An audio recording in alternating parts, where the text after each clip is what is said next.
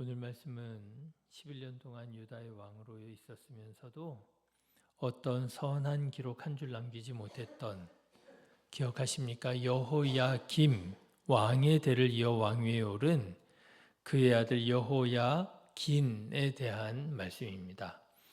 이름이 비슷하잖아요. 여호야김, 여호야긴. 정리해서 말씀을 드린다면 여호야김이 아버지고요. 여호야긴은 그의 아들이 됩니다. 여호야김은요, 이집트의 바로 느고가 그의 선왕이자 형제인 여호아하스를 잡아가면서 유다의 왕으로 세운 인물이지요. 아무래도 친 이집트 정책을 펼칠 수밖에 없었을 것입니다. 그런데 이런 여호야김의 정책은 당시에 떠오르고 있었던 신 바빌로니아 제국의 눈 밖에 나게 되었을 것이고요. 그래서 바벨론은 남유다 왕국을 공격해서 쳐들어오게 되지요. 그래서 여호야김을 바벨론으로 끌고 갑니다. 그리고 세운 왕이 그의 아들 여호야긴인 거예요. 자, 그런데 여호야긴도요, 그의 선왕들의 전철을 밟고 말았습니다. 여호야긴도 왕위에 앉은 지 불과 100일 만에, 성경에는 석 달 열흘이라고 나오는데요. 불과 100일 만에 바벨론의 공격을 또 받게 되고요. 그도 바벨론으로 끌려가게 됩니다. 그야말로 100일 천하지요. 왕 위에 올랐어요. 그래도 이제 그 지역에서는 가장 높은 사람이 된 거예요. 그런데 그렇게 왕위에 오른 지 100일 만에 포로로 다른 나라로 끌려가게 되는 신세가 되었던 것입니다. 자, 그러니까 여러분, 당시 유다 왕국의 상황이 어땠을는지 대략 짐작이 되시죠? 요시야 왕은 전장에서 전사했지요. 그의 아들 여호아하스는 이집트에 끌려갔지요. 그리고 요시야 왕의 또 다른 아들 여호야김은 바벨론으로 끌려갔지요. 그리고 여호야김의 아들 여호야긴도 바벨론으로 또 끌려갔지요. 그러니까 여러분, 벌써 이게 몇 번째예요? 4명이나, 왕이 4명이나 제대로 나라를 다스리지 못하고 제대로 천수를 다했다고 해야 될까요? 평안하게 살지 못하고 전사하고 외국으로 끌려가기를 반복했다라고 하는 거예요. 나라가 정상일 수가 없지요. 나라가 아주 어수선하고 정말 풍전등화의 불꽃처럼 그런 위태로운 상황이었던 것이 바로 당시 유다 왕국의 상황이었던 것이지요. 그렇다면 여러분, 도대체 여호야긴은 무슨 문제가 있었을까요? 왜 하나님께서 여호야긴은 지켜주시지 않고 보호해 주시지 않고 구원해 주시지 않으셨을까요? 우리는 그 자세한 이야기를 오늘 본문의 말씀을 통해서는 다 알 수 없지만 성경을 들여다보면 그 몇 가지 이유를 발견할 수 있습니다. 오늘 본문의 말씀에 보면은요, 여호야긴 역시 악한 왕이었다, 그렇게 말하고 있어요. 9절의 말씀을 보시면 여호야긴이 왕위에 오를 때의 나이가 8세라 예루살렘에서 석 달 열흘 동안 다스리며 여호와 보시기에 악을 행하였더라. 여러분, 조금 이해가 되지 않지 않으세요? 8세 왕위에 오른 어린 왕이 무슨 그렇게 악한 일을 해가지고 그렇게 외국의 포로로 끌려가는 정도가 되었을까? 우리는 그 내용을 다 알 수 없는데요. 학자들은 그렇게 얘기를 하기도 하더라고요. 성경을 이렇게 앞뒤 맥락을 맞춰보고 해보면 8세가 아니라 아마도 18세였을 것이다. 왜냐하면 여호야긴이 뭐 결혼했다 이런 표현도 나오거든요. 아마 18세였을 것이다. 히브리어로 열이라고 하는 의미가 요드라고 하는 단어를 쓰는데 요드가 이렇게 탁 점 찍듯이 이렇게 찍어요. 아마도 전승 과정에서 요드가 빠졌을 거다. 그런데 성경은 그 한 부분만 말씀하고 있는 게 아니거든요. 여기저기 맥락을 맞춰보면 18세였을 것이다. 그렇게 얘기를 하더라고요. 어찌됐든 여호야긴도 하나님께서 보실 때 악을 행하는 왕이었던 모양입니다. 참 이게 안타까운 거예요. 그렇지 않아요? 이 정도 상황이 이 정도 되면 여러분 어떻게 해야 되겠습니까? 깨달을 만하지 않겠습니까? 야, 이거 좀 뭐가 문제가 있는 것 같아. 왕이 전사하고 한 나라의 왕이 다른 나라로 포로로 끌려가기를 3번이나 반복하고 야, 이거 뭐가 문제가 있는 것 같아. 하나님 앞에 겸비한 마음으로 묻고 구해야 되지 않겠습니까? 하나님, 혹시 우리 안에 어떤 죄악이 있습니까? 하나님께서 보실 때 무슨 악이 있습니까? 하나님 용서해 주십시오. 깨닫게 해 주십시오. 하나님께 구하고 철저히 회개해야 되지 않겠습니까? 그런데요, 여호야긴은 안 그랬던 모양이에요. 하나님께 묻고 하나님께 겸손하고 회개하기는커녕 하나님 보실 때 악을 행했던 모양입니다. 왕 위에 있은 지 100일, 여러분 길다면 길다 할 수도 있겠지만 짧다면 짧다 할 수도 있는 날 아니겠어요? 100일?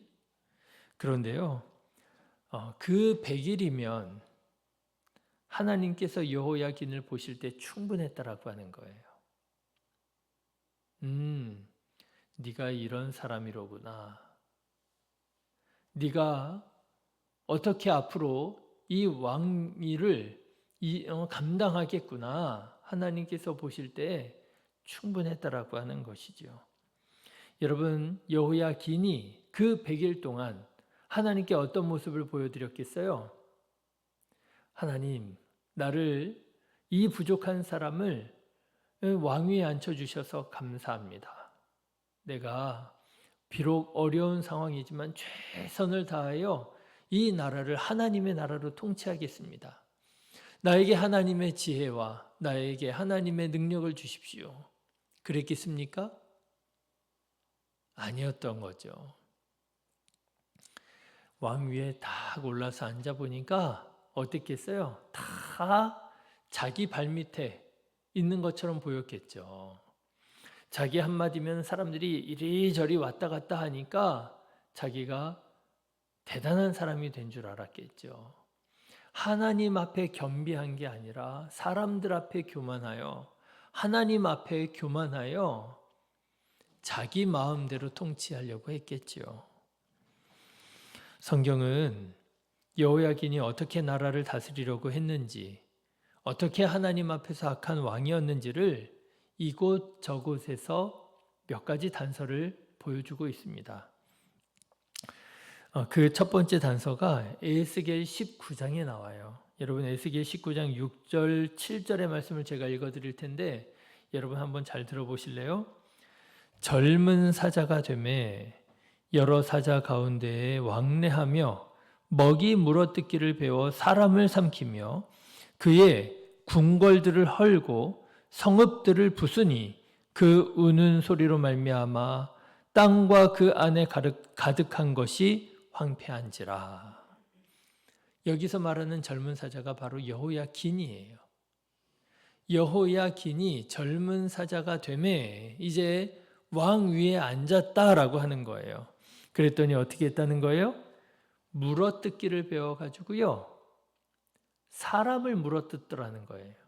하나님께서 맡겨주신 하나님의 백성들을 물어뜯기 시작했고요.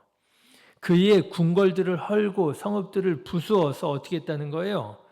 그 땅을 황폐하게 만들었다는 거예요. 여러분, 여호야긴은 하나님께서 섬기라고, 하나님께서 하나님의 나라를 만들라고 맡겨주신 백성들과 나라를 이렇게 물어뜯고 황폐하게 만드는 무능력한 그런 왕이었다라고 하는 거예요.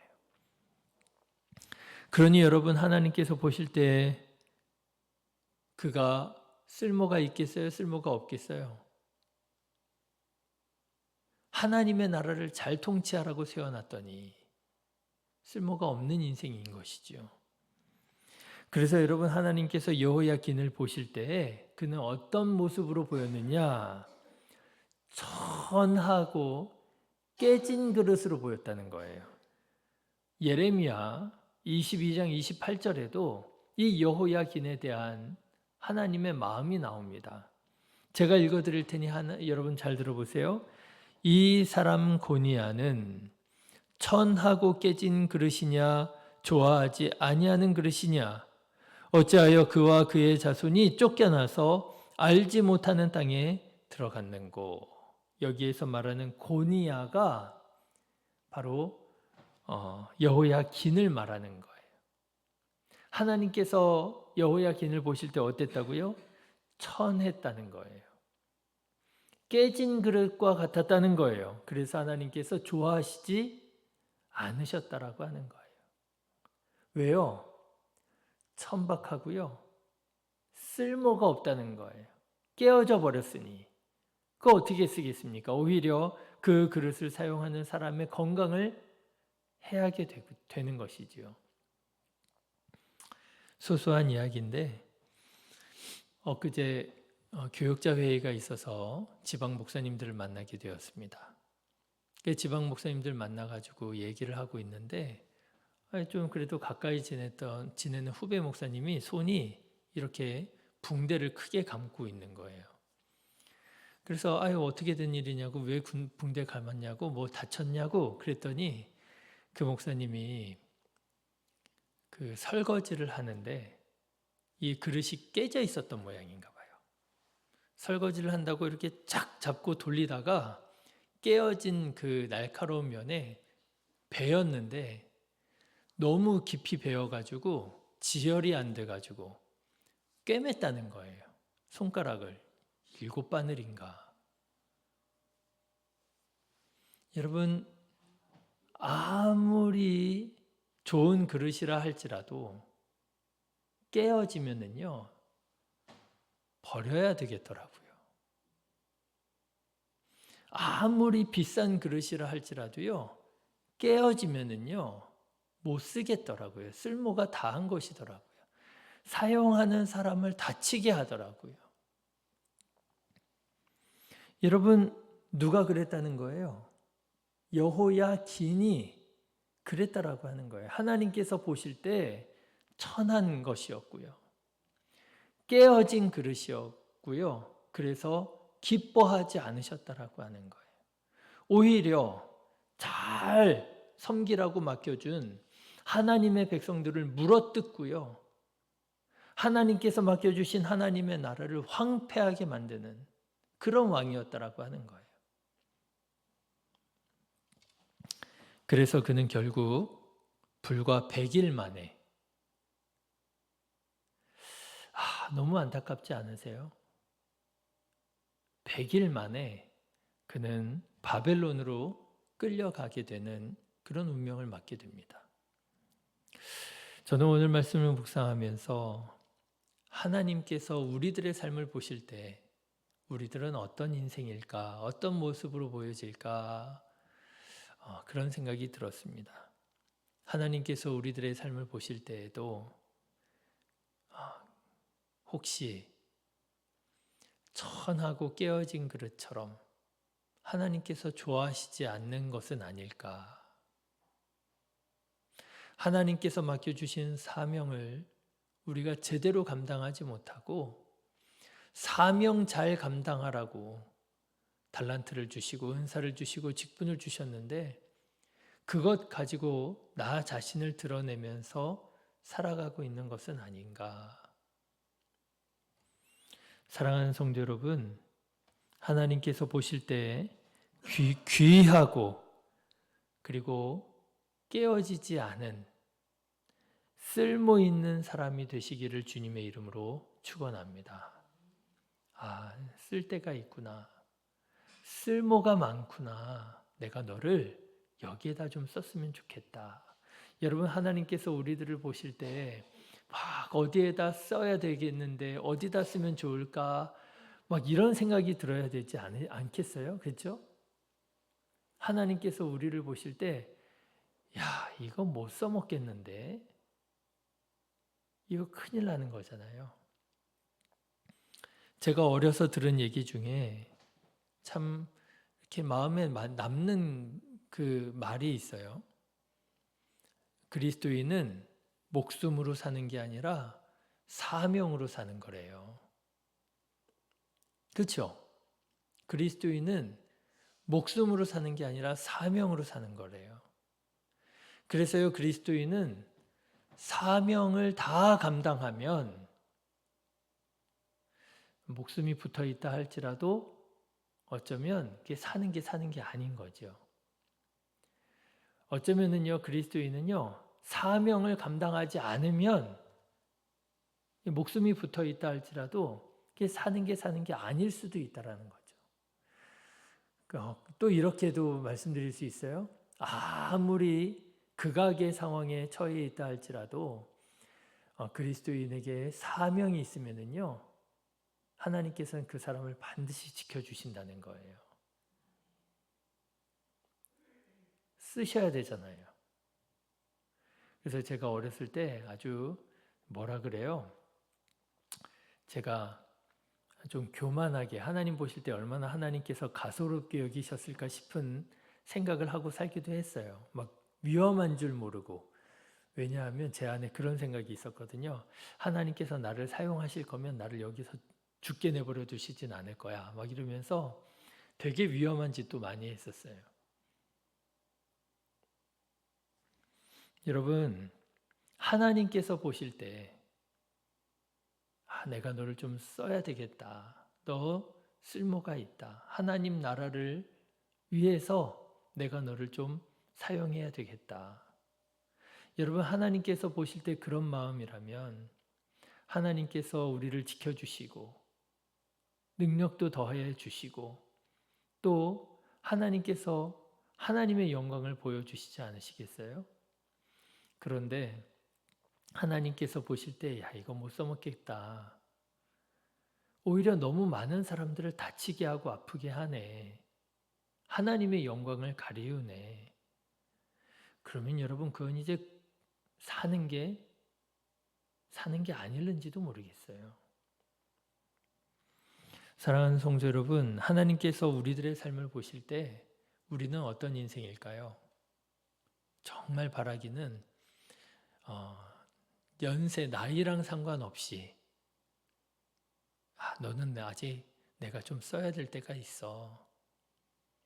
여러분, 하나님께서 귀히 사용하시는 정말 깨끗한 그릇, 정결한 우리 성도님들 되시기를 주님의 이름으로 축원합니다. 그래서 하나님께서 기뻐 사용하시고 하나님께서 우리와 함께 하시고 하나님께서 우리를 통하여 일하실 때 하나님의 영광이 드러나는 사람들이 그러는 거예요. 우리를 보면서 너의 살아가는 것을 보니 정말 하나님이 너와 함께 하시는구나. 너의 살아가는 것을 보니 하나님께서 너를 통해서 일하시는구나. 여러분 그렇게 사람들에게도 칭찬받고 인정받고 하나님께 더욱 큰 영광 돌려드리는 끝까지 사명으로 사명 감당하며 하나님께 쓰임 받는 우리 성도님들 다 되시기를 주님의 이름으로 축원합니다. 기도하겠습니다.